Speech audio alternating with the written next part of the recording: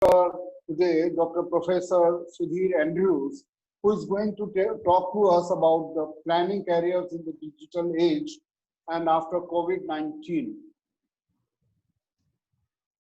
Dr. Andrews is known as a father of hospitality. He doesn't need any introduction.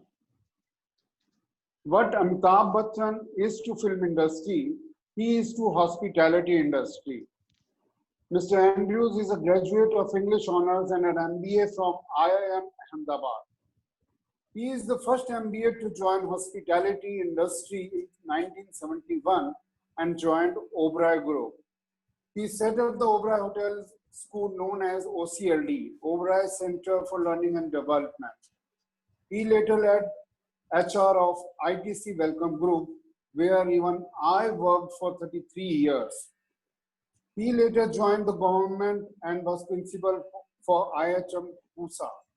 He moved to Dubai and spent 15 years serving as a director HR of a prestigious hotel chain. He is the author of 11 hospitality books.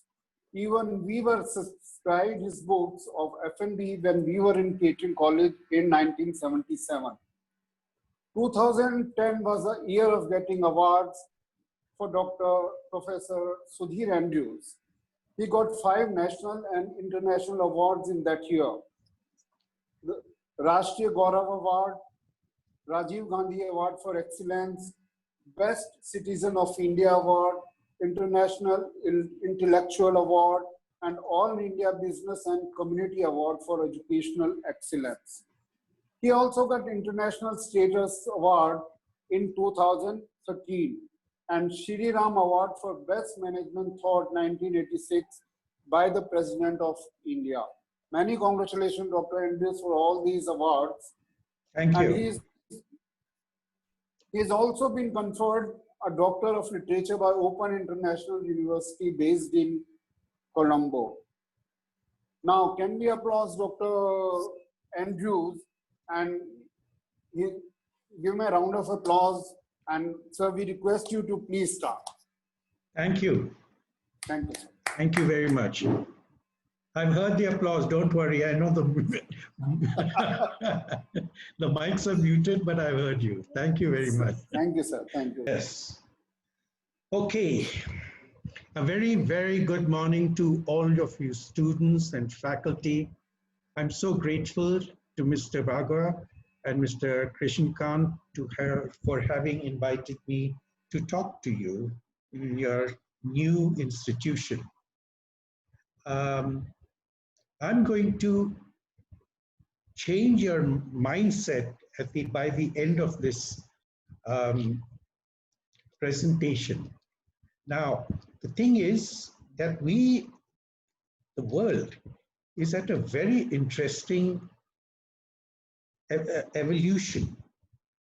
And that is that the Gen Z are the students today,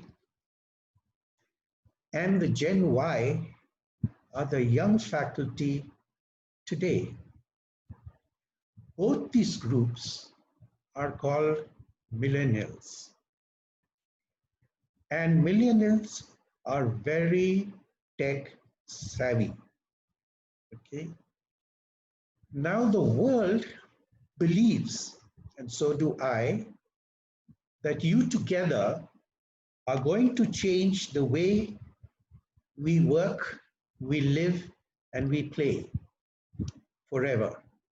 There's going to be a major shift in our way of life with you people coming into the workforce. Now, let's see, who are you people, okay? The Gen Z were born after 1996, grown up on tablets, smartphones, and apps. And Gen Y were born after 1982 to 1995, grown up on personal computers, cell phones, and video games. So with Gen Y and Z now together, you people will make a heady cocktail, you know. So therefore, I would like to say to you people that your mindset cannot be what it was. It has to make a radical change to be able to be change the future of humanity on this earth. Okay. So what I'm going to be telling you is your way of life, etc., and how you should look at preparing yourselves for jobs. Okay. Now, we are in the digital age. And I've been before the COVID-19, when I went across various colleges and addressing students in big auditoriums, I asked everybody, what is digital? And I was very surprised that nobody could answer that question.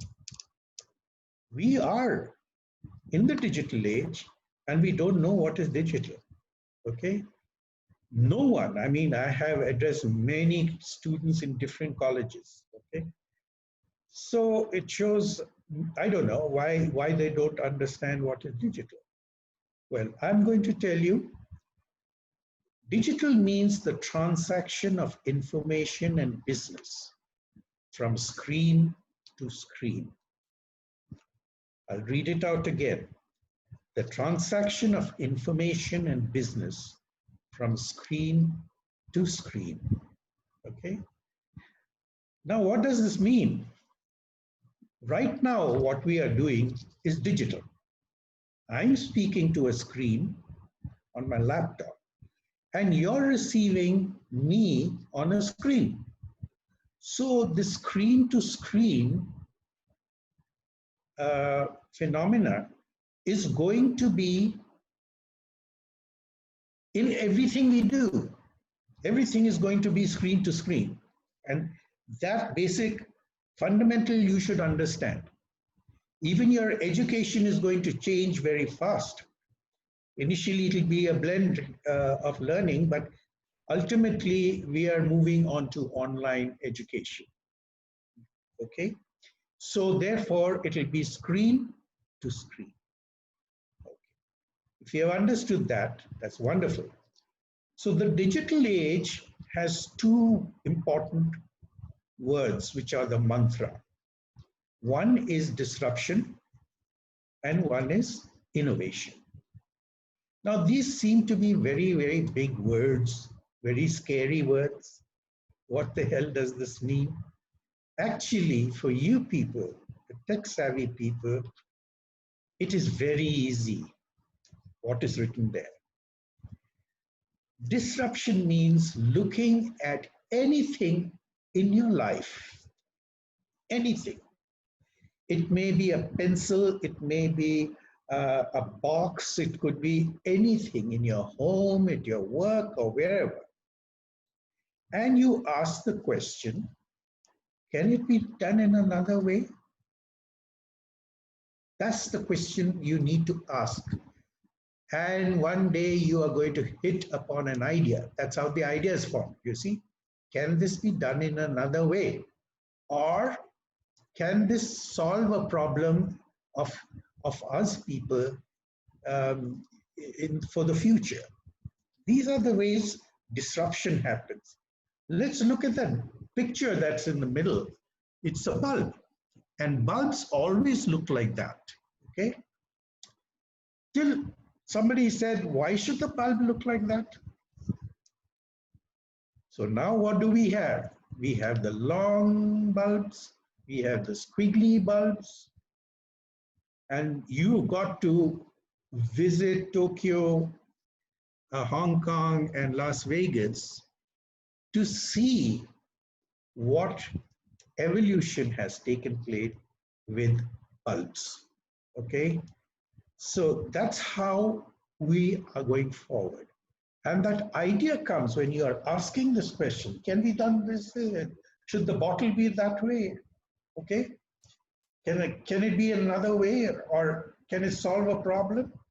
And when you come to that idea, it's ripe for an innovation that you can take it forward. Now, naturally, the first question that will come to your mind is, sir, we don't have money, our parents don't have that kind of budget for us to back our innovation. No, you don't need to have money.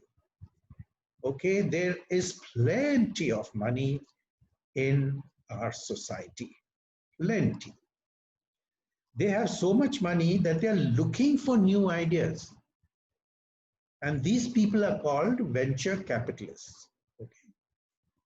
They are looking for new ideas, and just as your college is evoluting, they would be a time when they will have an incubation center for people with ideas, and then they will call the venture capitalists to the college itself and say, please have a look at our students' innovations and ideas, and you can be a millionaire.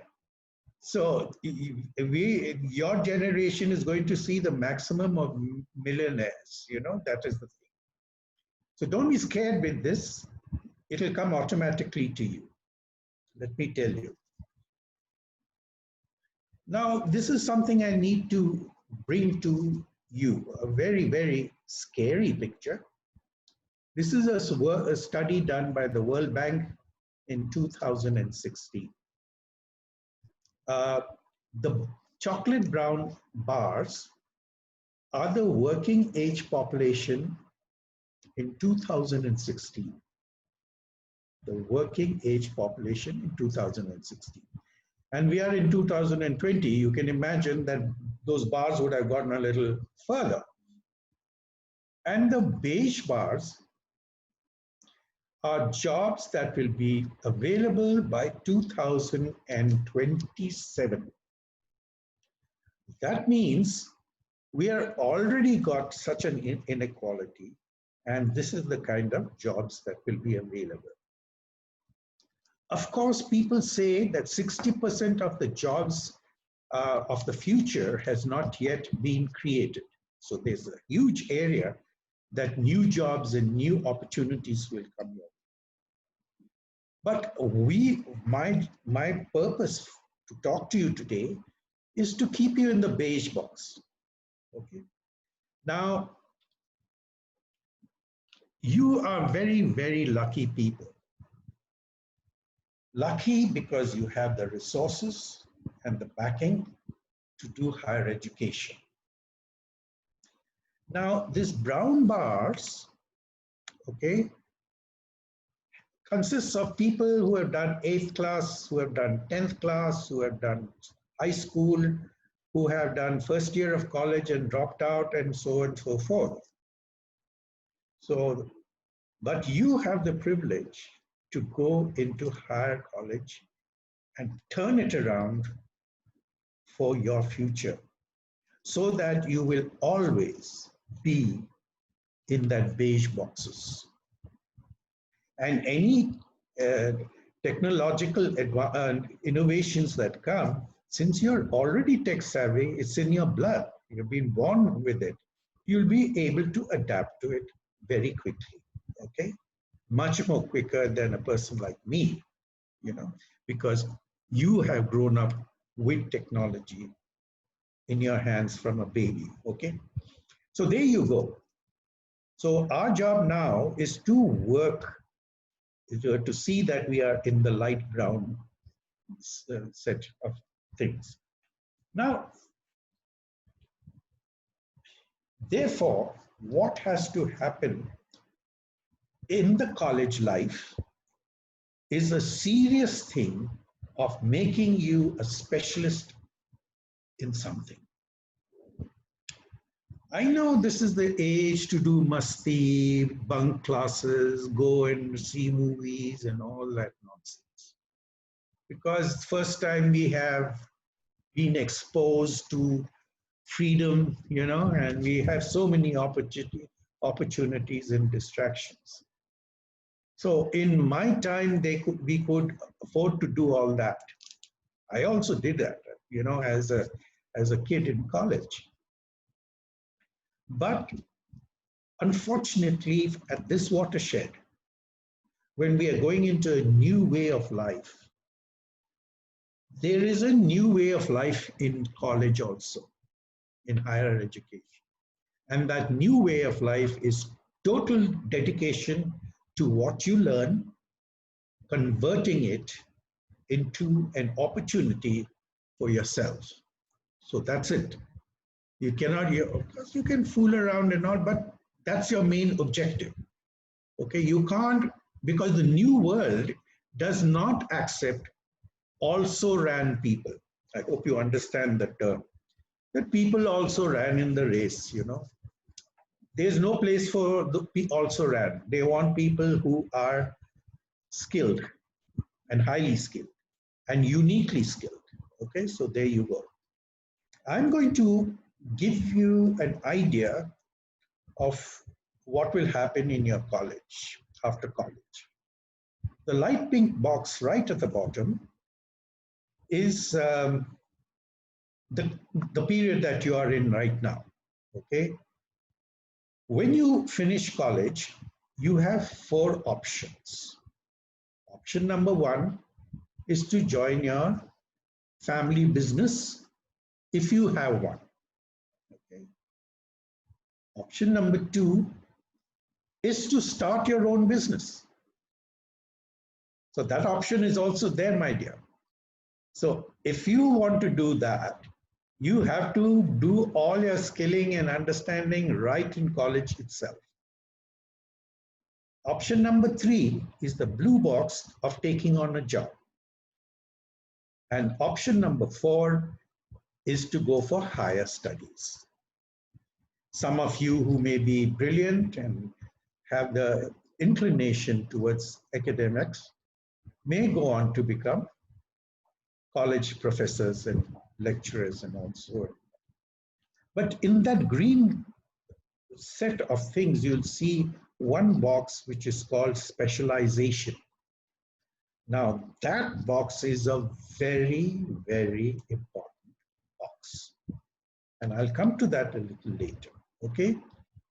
Now, the blue box in the extreme left, if you see the difference between, the time difference between a job and you actually becoming an entrepreneur, you have 11 years to do that.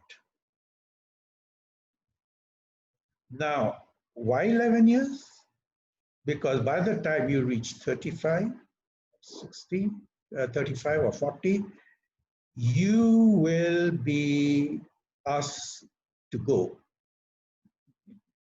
Thank you very much. You have been served us very well, but now we will have to let you go. Why will the organizations do that? They like youth, young people. And why do they like young people? Is because firstly, they come with the latest knowledge, the latest developments, the latest skills. Then they are got plenty bountiful energy. They can make them work for many hours, okay? And thirdly is the fact that they are very ambitious and want to like to do something meaningful, okay? So they're always looking for young people. So now what has happened is that ultimately all of you are going to be your own masters. This is the story I'm telling you.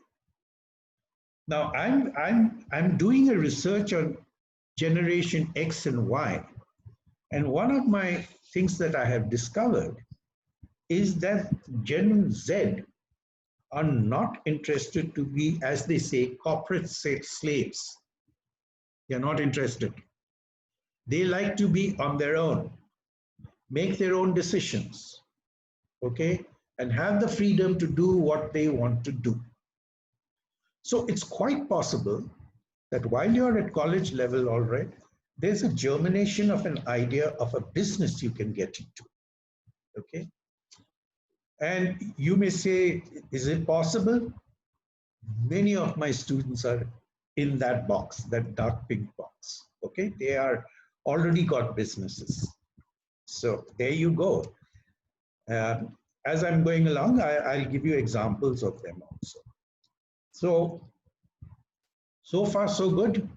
Now, if somebody wants to continue in their own, say beyond 35, 40, and they do not have that entrepreneurial inclination, they can continue to work. It's not that they can't, but now they'll have to move from the A hotels, the branded hotels, to other kind of hotels. Okay. Now, here's an interesting statistic for you, and the statistic is that the room inventory of branded chain operations is just 5% of the total inventory of rooms in the country. Just 5%.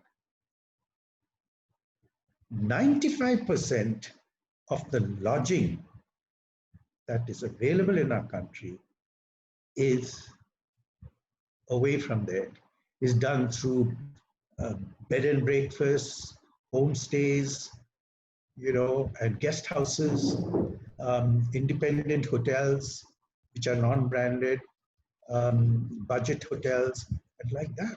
It was an eye-opener for me too, when I came across this statistic. So now, what will happen is, yes, your dream is to get into that 5% of the branded chains, okay? But those branded chains are the ones who will say, thank you very much for your services. Now we have to move on. So what will be the next thing? And you don't have, say, the entrepreneurial spirit. You can continue your career, okay, with the non-branded properties in the B cities, the C cities. They're pretty good, actually. And the hotel, the highway motels, okay, homesteads, guest houses, etc. And continue your skill, because those places may not have the resources to get into high tech like this branded hotels are. So they'll stick to the old ways of doing things, have a general manager. Okay, so there is a way that you can continue, but you have in your mental this thing, as you step out of that 5%, you will say to yourself, okay, now I have to make a sacrifice, and I'm willing to now not go to these slick places, and I'll go to other enterprises that consist of 95% of lodging. Okay. Okay, now what I'm going to do is give you a gift. And the gift is the secret of success. And the secret of success, the formula for the secret of success is fun plus mastery plus network. Fun plus mastery plus network. Fun is meant by passion, that you love it to do it, okay, whatever it is. You're lost in it.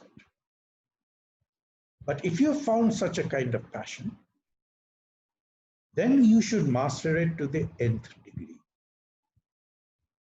and take the opportunities and threats as it goes along, like any other job.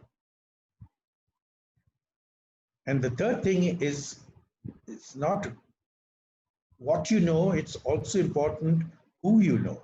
So contacts, connections are very, very, very important in your work. Okay. Now let's take fun, for example. Okay. Look at the amount of qualities that come out when you are having fun. So let me read this out to you. You lose track of time. I remember as a kid, my mother used to shout at me and say, come back home, it's getting dark. I lost track of time. Somebody had to remind me that it was getting dark, because I was having fun.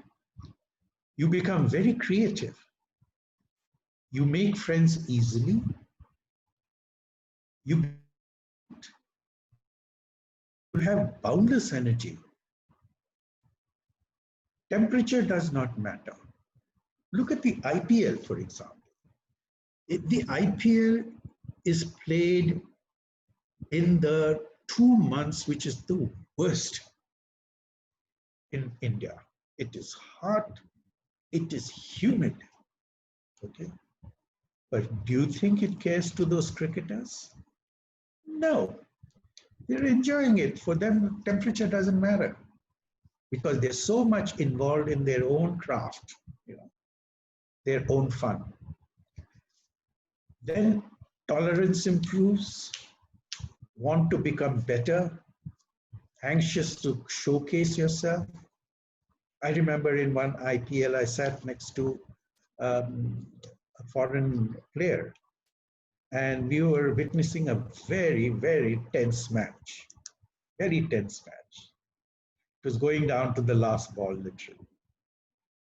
And I told this person, this cricketer, I said, you must be feeling lucky to be sitting on the bench and not there. He says, no, I'm feeling so frustrated that I'm not there.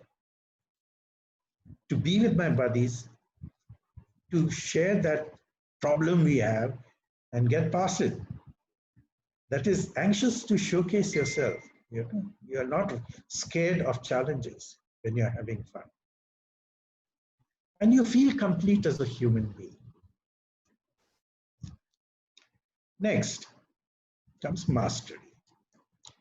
Folks, your playing field is not the college campus, is not the gully you live in. It is not the city you live in. It is not the country you live in, or the state you live in, or the country you live in. For you, your playground is the world. That's the beautiful thing about your world. So I do see many of you people not working in India. Many of you would have flown away because your playground is so huge, it's the globe. So if that be so, you should improve your English, because English is, shall I say, is a very universal language, okay, in everything we do. So improve your English to get past, any foreign examples. So even if you don't get a job at the end of this tenure in college, don't be sad, because there are a whole lot of people looking for your skills all around the world. And Indians are really preferred a lot because they are hardworking, intelligent, and now tech savvy too. So they prefer Indians. Okay. Now, the thing about mastery is that once you found your fun, you have to go to the nth degree to continuously improve yourself. Okay.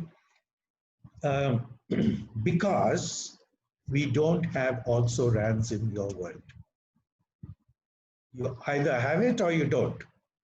Simple. Okay. So if you think that your studies will end after you finish college, just forget it. Studies is lifelong. Even I study till today. And I enjoy it because it's my fun. Writing, making these presentations for you all. It's joy for me. Then you will get the latest certifications. subscribe to journals in the field, enroll into trade associations of that area, that field that you have selected, make a network of similar experts, connections, spend extra time free to learn the craft, download talks by experts from YouTube, explore opportunities, and be flexible to change your fund. Be flexible to change your fund, because in your world, the greatest competence that will be valued is adaptability, because things are changing very fast. Okay, I mean, just think that before COVID-19, there was no Zoom. The word even didn't come to my mind.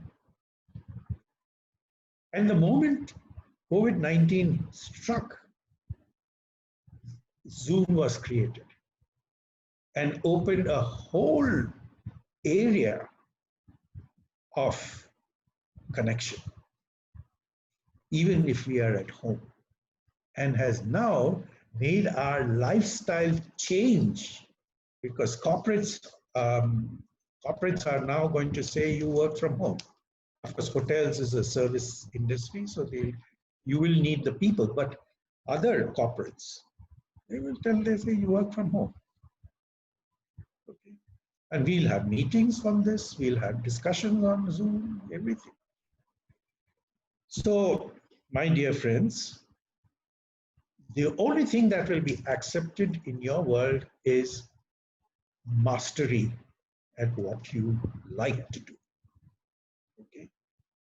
And finally, we have the network of this formula that I gave you, that it is not only what you know, but also whom you know. Okay, and start your networking from now. And you know where you start with? Your batchmates. Be very close to your batchmates. I want you to be in touch with them forever. Form your own groups, have fun with each other, and create this community of friendship. Why? Is because many of you people are going to be somebody, and you never know when you will need their help. Of course, you could be somebody and you would help others, but you would like to do it because your bonds are very, very old, right from college days. Okay. Also, the fact that in college, as a matter of fact, even in school, I wish it was this whole thing came out when you were in school. But let's talk about college. These times of education is the age of innocence. You are learning skills, gaining knowledge, making mistakes, succeeding, and your friends are witnessing all that. So you're witnessing the joys and sorrows of your batchmates, them failing in getting an F in a quiz, or being pulled up by a faculty member, or being praised for something that they have done very well, a shabash, you know. So what happens is that in this age, because you have all a strange kind of bonding takes place, that you know each other very well and unabashedly, you know. Now, this is you start from there, and you will see, even in your business, when you start, when you approach your friends, you may either they will help you or they will give you contacts, you know. So you'll just go out in your group, say, does anybody know who can do blah, blah, blah, blah? Somebody will say, yes, yes, my uncle does it like this. I'll put you in touch with them. So that's how you go ahead. So you've got a community who's helping each other. Just remember that. Now, college life. This is a buffet. I'm sure you have seen a buffet at weddings, parties, even in college. Now let's assume that instead of food, each dish is a subject. So you have food and beverage service, you have, in another dish, you will have housekeeping, in another dish, you will have, say, food production, another dish, you will have bakery, and another thing, you will have IT, and then human resources, and marketing, and all these things done, okay? So when you go to a buffet, you like to try everything, you know, you'll take little. And finally, you will hit upon something in this buffet that you like very much. So you will go for that thing, for a second helping and a third helping. And not only that, you will tell everybody, hey guys, you go to that dish, it's very nice. The moment you say that, it's very nice, that is your fun. So now you are going to be in the discovery of which, fortunately, you will have to go through all these courses. It's a wonderful thing to discover which of these subjects is your fun. And once you've found that subject, you will go for it like you've never done before. You will sleep, you will think, you will surround yourself about that subject and do your reading and research and whatever. You see, it'll happen automatically. As a matter of fact, sometimes you, like where food is concerned, you may go to the hostess and say, I'd like to get the menu. How did you make this dish? It's like that. Okay? So there you are. So in this example, the college example, there are three things you have to learn, which I'll come to a little later. But here you're finding your fun. Now come to the working life. How organizations are going to be, how hotels are going to be in your life. The hotels are going to be like an ODI cricket team. I'm sure that all of you are familiar with this game.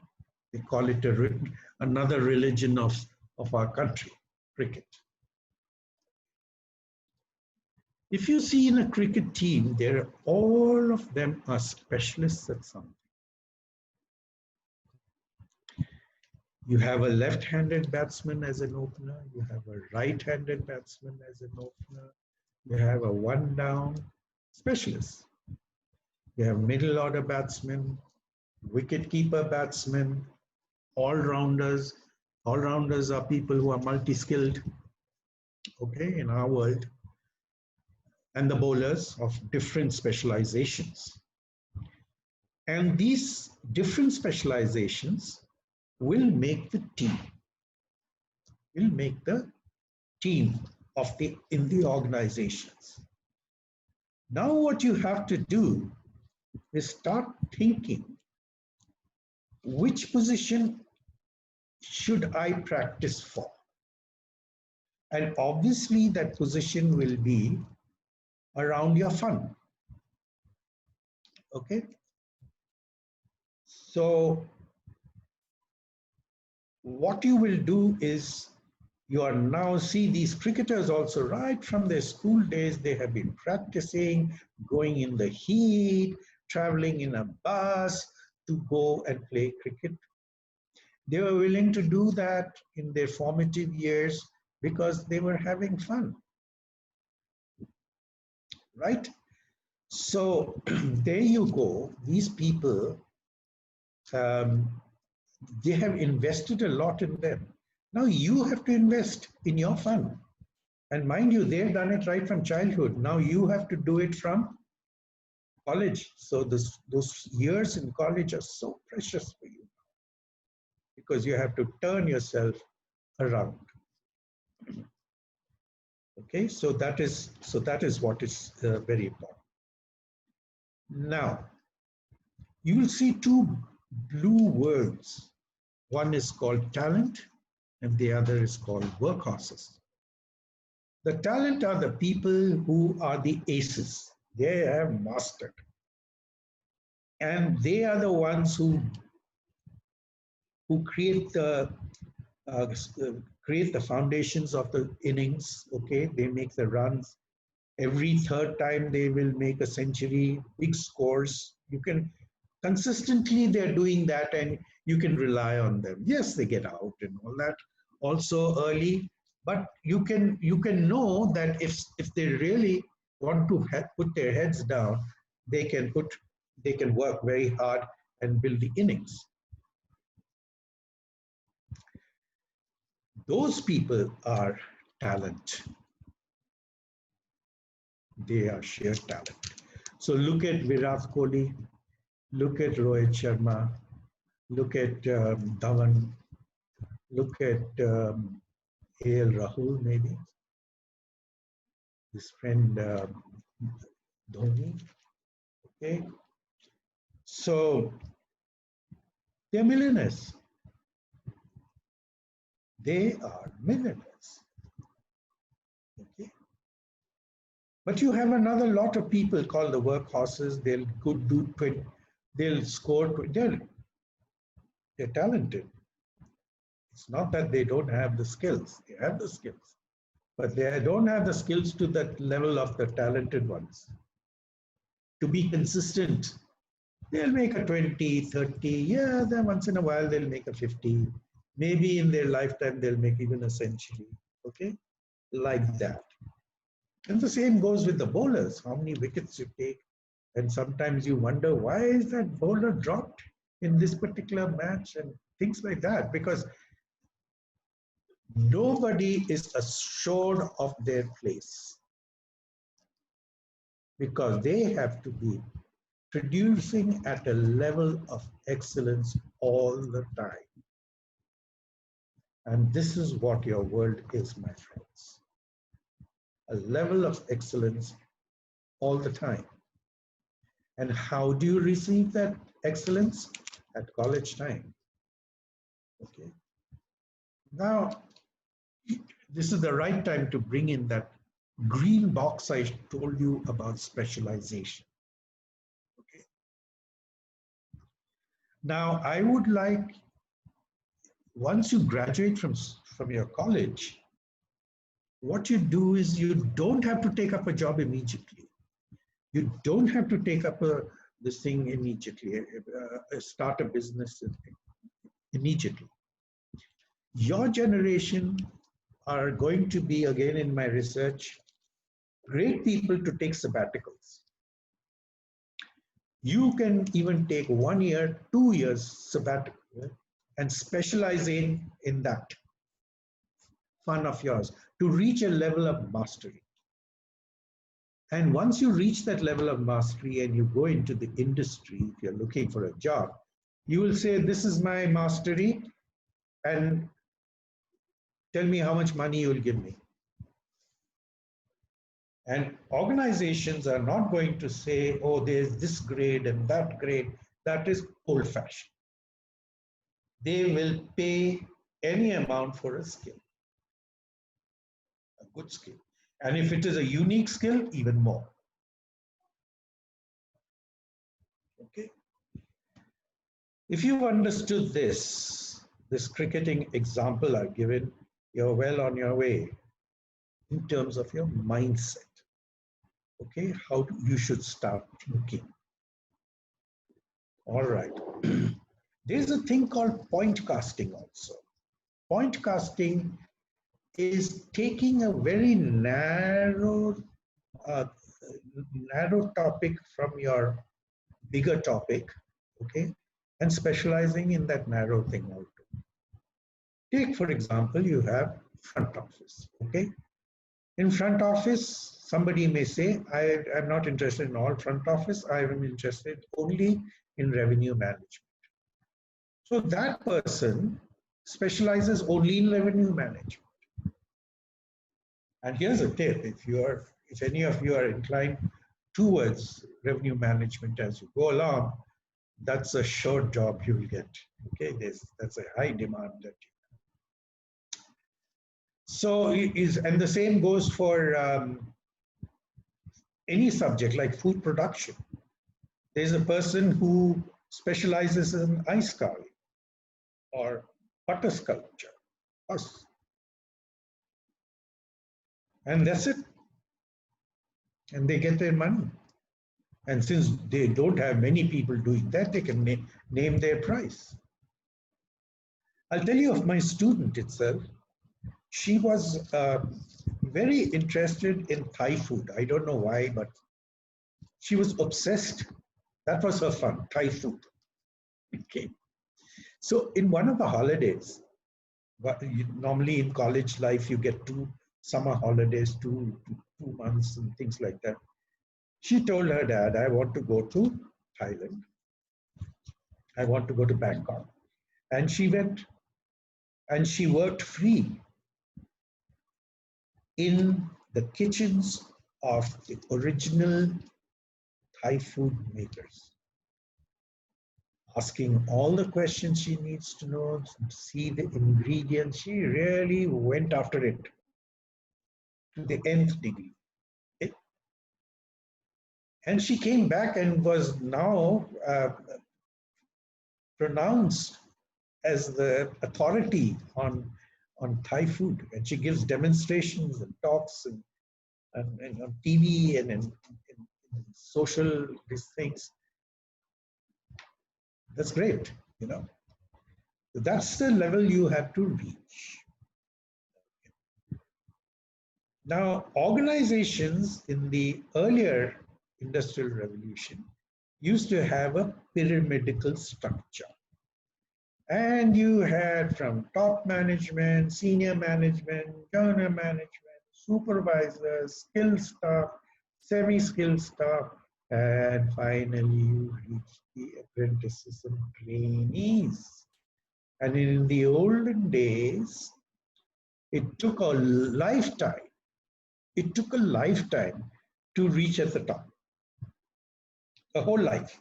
If you stuck to that organization, slowly and steadily you rise and rise. But the beauty is that your generation, that's again my research that I found, are not interested in positions. They don't like positions. They are interested in experience. They are and constantly learning and growing that way. That is the thing. And of course, if you get that experience and all that, you can start your own business also. Open a Thai restaurant or whatever, like this girl did. Okay, but now what is in your generation? The pyramid is turned upside down. The inverted structure. And who are the gods of the industry? Are the front line staff. Why? Because they are very close to the customer. Very close to the customer. Okay? They are the ones who are going to create customer delight. And mind you, customers are from your generation only. So you know you are a customer too, how you think. And they want some excitement at each touch point that they get. So we are going to have teams, self-managing teams, given full authority and empowerment, but produce the results of customer delight. And people who have a support in tech below them. It's not below, but people supporting them are the technical support. They may be getting more money than anybody else because they're specialists at certain. And mind you, technology is coming too. So all digital marketing people, IT, human resources, all will come under technical support. And right below is the leadership. Now, there is a new concept in leadership that the thing of being a boss is gone. That's not the thing. That's industrial age thing. What is in is servant leadership.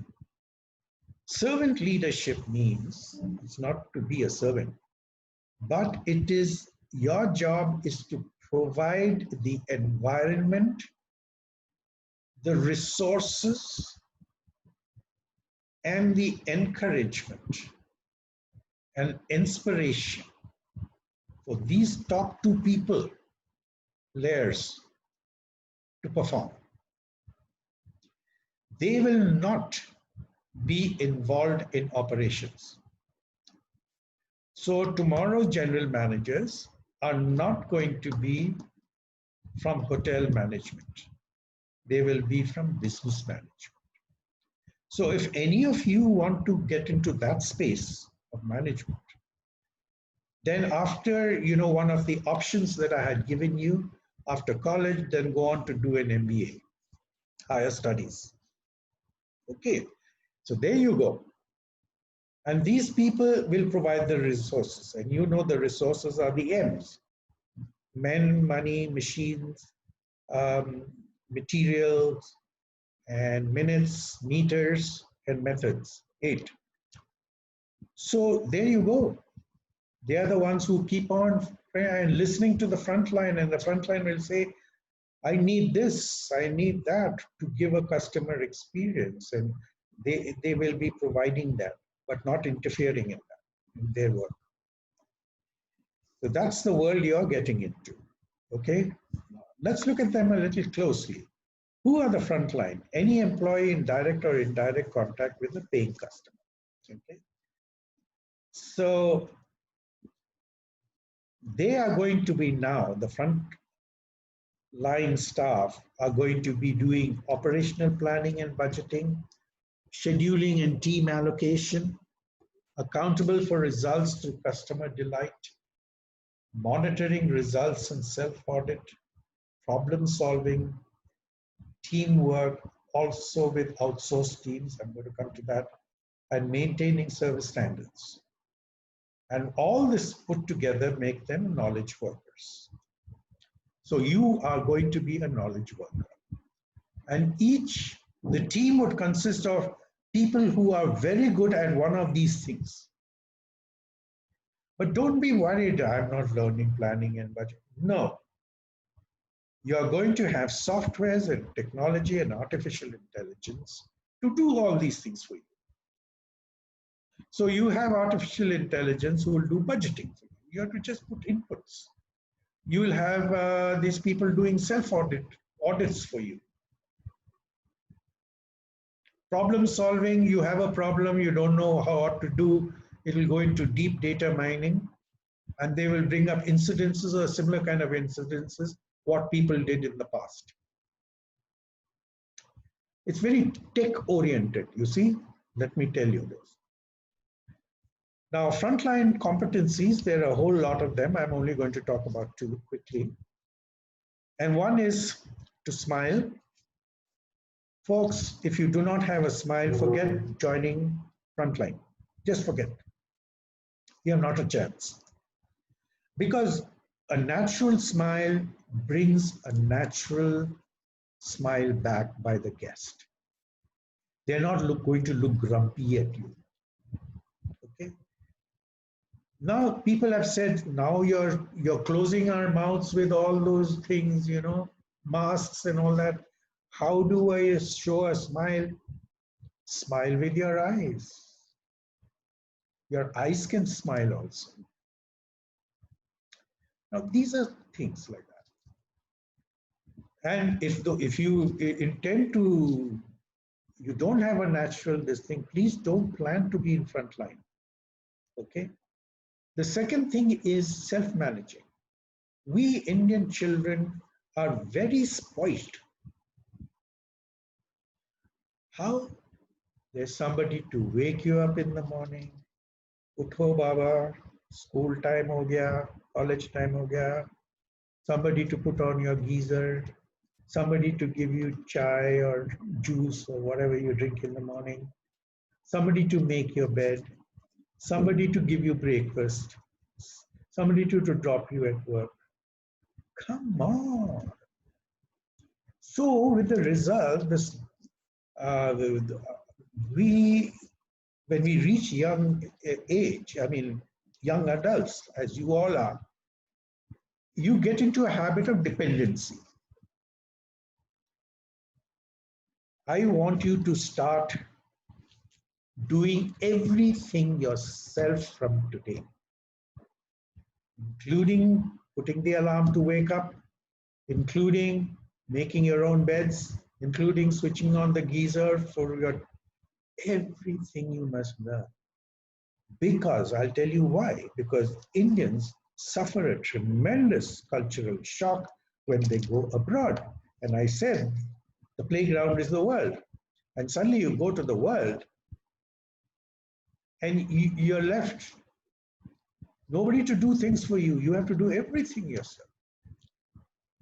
So start now to be independent, and the people who are going to be in the organization have to also be self-managing, independent. Okay? And then there's relational ability, service orientation, tech savviness. I have no problem with you guys. Creative problem solvers, well-groomed, self-discipline. Okay? Now, let's look at specialists, an ultimate authority in a specialized field. Just like I told you before, they have to reach the highest level of qualification, continuous learning, upgraded certifications, quality execution, add value to the frontline staff, creative problem solvers, innovators, adaptive to new technologies. Okay? Those are the second line of people. Who is leadership? These are the things of leadership. Now, general manager now is not going to be called the general manager, he'll be called the general business manager. He has to think of the hotel as a business. And so he would have strategic planners and business developers, finance and money market traders, mergers and acquisition experts, corporate affairs experts like government liaison and CSR, talent consultants, legal advisors and company secretary, corporate communications, and technocrats. This is now going to constitute the top management of that hotel. There's nothing here to say that they're going to interfere in the operations. Nothing. Everything is business oriented. You understand? So it's, if you want to be in this space, do your business management as in higher studies. And competencies, look at the competencies, envisioning, strategic planning, motivating and inspiring, managing change, legal knowledge and compliance, performance management, basic technical knowledge, basic only, soft skills, like communication, emotional intelligence, influencing, conflict resolution, time management, and social engagement. So the whole complexion of the people who were doing things before is changing. Okay, it's changed. It's already changed. Okay, and it is changing very fast. So that's the background behind being in the digital age. Now you want to know what is going to happen after job scenario after COVID-19. Let me tell you one thing, we have checked with the industry and they say we will take people in, we'll give them jobs. But here's the difference.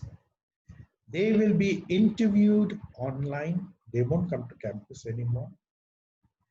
They may outsource it to somebody else to interview with parameters given. You will be tested online, and you will be, this is a very important thing. You will have to show a video clip. I have a video clip to show you. A video clip of a demonstrable skill that you have. They said, we want to see it because it's going to be all online. Okay. So if you're good at something, you have to show it on the video. A small video clip. All right. And I'm going to show you, if we have time, that is, if we have time, I'll show you that clip. Okay. These are the 3 things you have to learn in college. Unique skill. By the way, this age, your age is, everything is around skill, skill, skill. Everything is around the money, the salaries, the opportunities worldwide are around skills. Unlike general management, okay, before. When the team is not going to be that hierarchical team, there's no management required, you see. The management will be of a different kind as a business managers, okay. So you have to learn, find a unique skill. Now, your best friends are going to be your faculty, okay, to guide you. And if you have any doubts or anything, please check with them. They will guide you, okay? Unique skills. Now, supposing you make a cake. Everybody makes cake who does food production, interested in bakery. But what is the cake that you make different? If you can show that unique skill, then how the general manager is going to think is this unique skill adds value to my offering, adds value to my offering, I will take this person. And I'm willing to pay anything for this person. There won't be grades and all that. Another thing you have to learn is soft skills, because there's another great opportunity you have, and that's only to hospitality students, and that is your skills are transferable to other industries. How lucky. And I'll show you a chart where you can go. And the third thing is entrepreneurial skills. I'm sure in your curriculum, there will be a subject on entrepreneur. And whoever is taking that subject in your college has to ensure that each one of you have a business plan of a thing that you want to do, business you want to do. You've done that. That means you have to do due diligence, you have to do market survey, you have to do a business SWOT analysis, all those things you have to do. And when you walk out of college, you have it under your arm, because that is going to save you later on. That is plan B. When the organization says, thank you very much. So what I would say to you is, please be prepared. These 3 things. Now, if you see, the hospitality jobs even have changed. Okay? Data analytics, front knowledge workers, revenue managers, owners of outsourced services, estate managers, because why, what is all this? Hotels are going to concentrate only on rooms. and they're going to lease out the spaces that they have. They will have the spaces for restaurants and spas and salons and bars. They will. Now, this is the trend happening all over the world. I've experienced it in Dubai in a big way. I've experienced it in Paris, in London, Calgary, Toronto, Las Vegas, San Diego. Everybody is outsourced. That's why in America, they don't call hospitality industry. They call it the lodging industry. Lodging industry means that they are concentrating only on rooms. Okay? So then what happens to people who are in F&B service and food production, right? So what happens is something very nice I'm going to show you.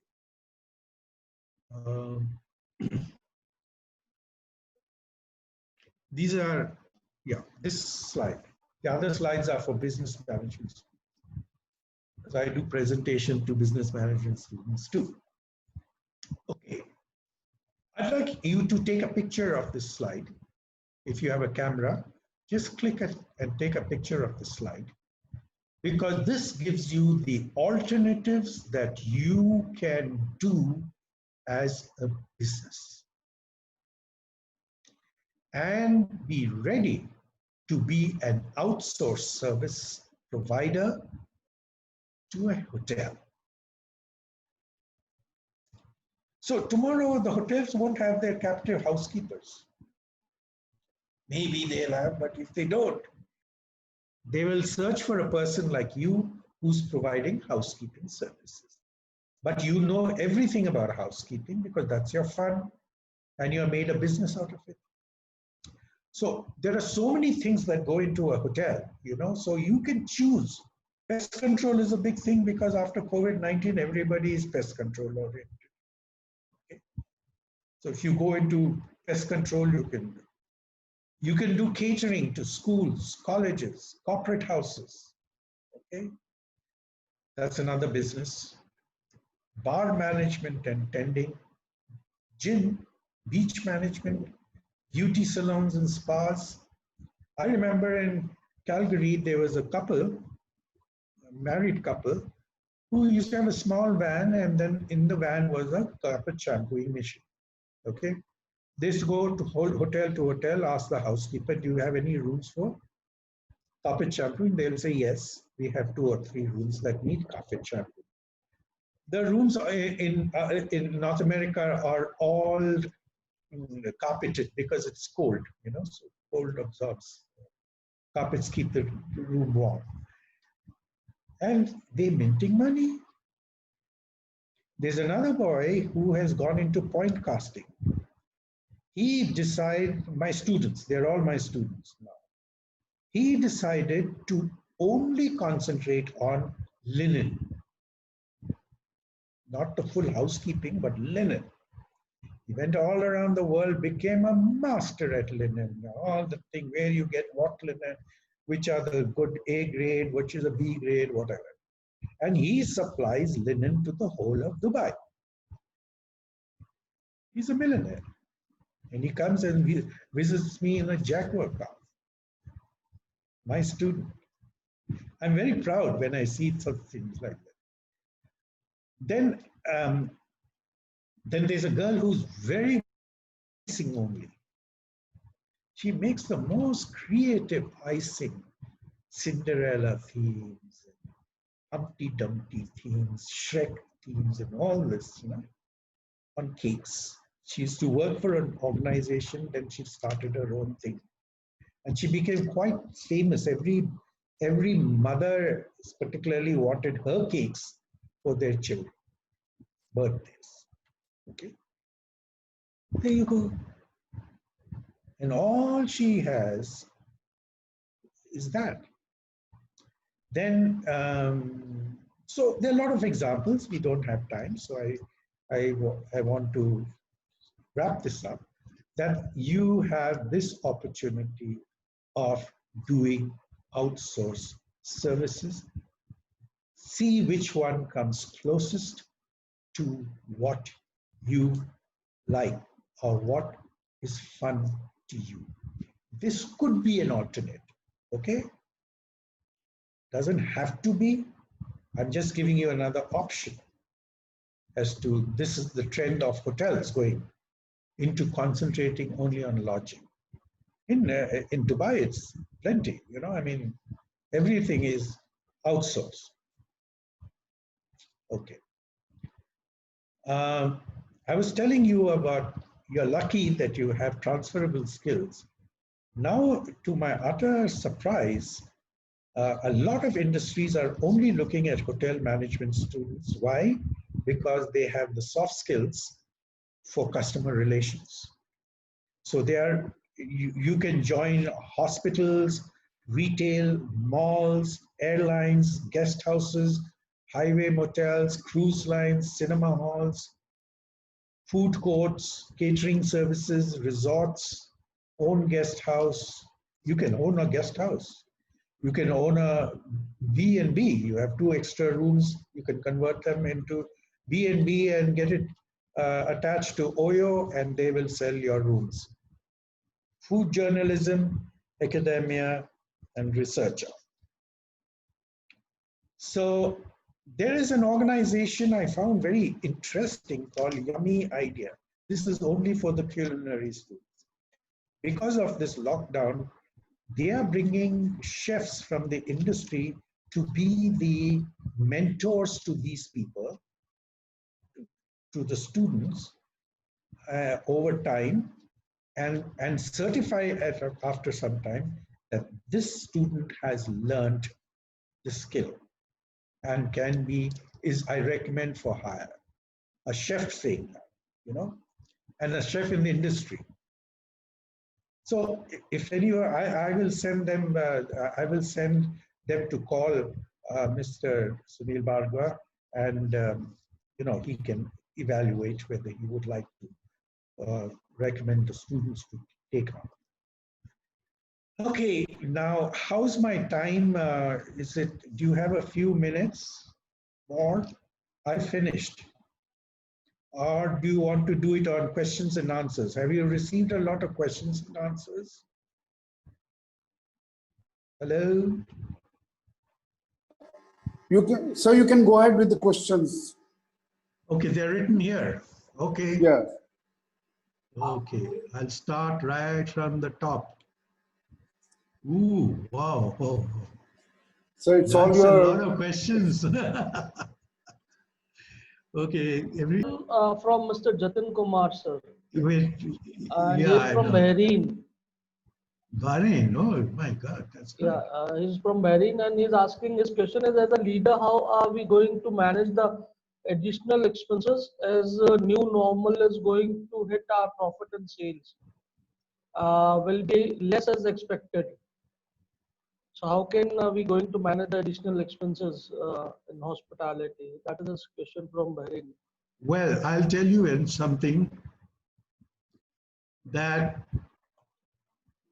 here's the question, Jatin Kumar. As a leader, how are we going to manage the additional expenses as new normal is going to hit our profits and sales? Will be less as expected. Yeah. Firstly, I want to tell you students that this disruption that has taken place, the COVID-19, is not the first time the hotel industry has faced disruptions. We faced disruptions at the time of Kargil War. We faced disruptions at the time of the SARS epidemic. Then we had the plague in Surat. And then finally, the terrorist attack in Mumbai. And every time, the hotel has bounced back. Hotel industry has bounced back. Okay, so I have very good reason to believe that they will be bounced back. Okay, now comes the next point, which is very, very interesting for us, that we have one of the largest domestic market of tourists, the largest, 500 million. and a spot survey was taken. And in that survey, this was by the Confederation of Industries, and that survey showed that 63% of people, domestic travelers, want to get the hell out of their house and travel. Now, 63%, which is shocking. In a foreign snap poll that was taken, it was 50%. But here in India, it was 63%, and they want to, but they'll stay in their own country. They won't travel abroad. They are going to save this industry. As far as the tranches are concerned that the finance minister gave out, we didn't get anything. The max we got is a 3 months moratorium on paying interest on loans and things like that. But we didn't get anything. And there is going to be, of course, there are going to be hotels and smaller properties, guest houses that will go under. Okay, they will not be able to survive this. And they'll have to wait till such time the momentum picks up and then they go. But most of the industry would be able to manage it, okay, with the domestic tourism. Now, another thing that is there with about your generation, because the tourists are all your generation, is that they are very, adventurous and daring and take risks and wants excitement. So if that is the kind of nature and mindsets you people have, then you are going to travel also. Okay. Having said, I don't want to create a very rosy picture because no money has come from the government. Okay. But what is rosy is the fact that the hotels are already they've started what they're going to do to hit at the digital, to hit the domestic market. They've started their procedures of sanitation, hygiene and all. I do speak a lot on that also. A lot of procedures they've started. They've started digital marketing and making splashes to domestic market. Loyal customers of them, they're trying to give them good incentives to come and stay, you know. So, and they've made videos. They've made videos of how the hotel is going to be so that they can see, okay, when I enter, this is what is going to happen. This is the kind of procedures they're going to follow and what procedures they'll follow in the restaurant and all that. So they're creating that confidence and trust in the domestic market. And I strongly believe it will come back to life. It will certainly. Sir, who to start a catering business? This is Deepak Kumawat. Sir, who to start? What is this question, sir? Who to start how to? It must be. It must be hard. How, sir? How to start a catering business? First, you must be very good at your. Must be very good at your cooking skills and know about that, because you will be having a number of chefs or cooks that you will be managing for this catering thing.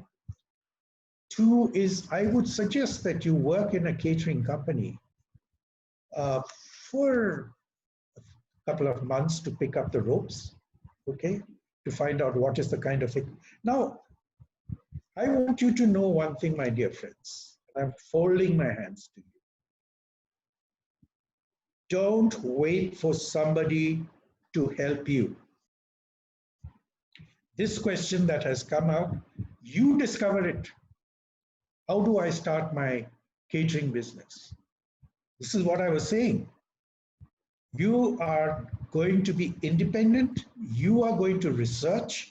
You are going to get somebody to work with for a little while. I would suggest that, so that you get to know the equipments, the quantities, the costing and getting all that, and you start your catering business. Then you will have to do your marketing, and then they will need certain, what should I say, they will need some references, okay? So you'll have to get references also. All this you have to do. And if you think that somebody is going to be coming from somewhere and helping you, forget it. Okay. I'm saying to all of you, not only to this young gentleman, I would say that don't wait for handouts. Please don't go with a begging bowl. Why am I not getting a job? No. What you should think is, how have I made myself ready for a job? What value can I give to this company? You are saying that, oh, I should be trained and all that is over. They want ready-made cricketers, just like the team, ODI cricket team. They are not going to train you to be a batsman. They want ready-made people who can come and perform. That is your world. So please navigate yourself by yourself, okay? Thanks for your wonderful, yeah, the rest is all nice things.